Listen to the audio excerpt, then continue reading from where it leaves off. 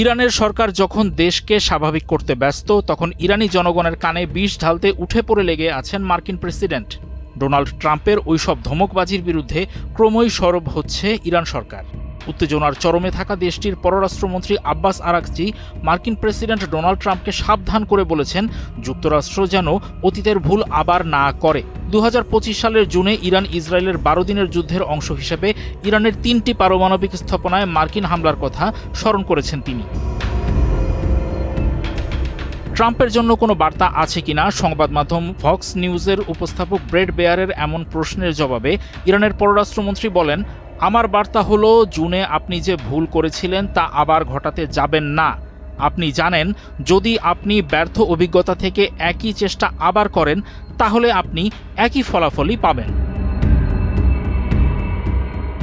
12 দিনের যুদ্ধের কথা স্মরণ করে আরাকচি বলেছেন, গেল জুনে ইরানি স্থাপনা আর মেশিন ধ্বংস করেছে যুক্তরাষ্ট্র, কিন্তু প্রযুক্তির জ্ঞান তো বোমা হামলা চালিয়ে ধ্বংস করা যাবে না। ইরানের দৃঢ় সংকল্পকেও বোমা হামলা করে ধ্বংস করা যাবে না বলেছেন আব্বাস আরাকচি। ইরানি পররাষ্ট্রমন্ত্রী আরও বলেন, ইরান সবসময়ই আলোচনা আর কূটনীতির জন্য প্রস্তুত, কিন্তু মার্কিন যুক্তরাষ্ট্র তা সবসময় এড়িয়ে যায় বলে অভিযোগ তুলেছেন তিনি।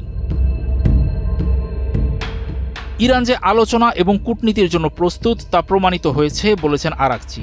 তিনি বলেন, ইরান গত 20 বছরে বিষয়টি প্রমাণ করেছে, কিন্তু মার্কিন যুক্তরাষ্ট্র সবসময়ই কূটনীতি থেকে পালিয়ে থেকেছে, কূটনৈতিক সম্পর্ক ছিন্ন করেছে এবং যুদ্ধের পথ বেছে নিয়েছে।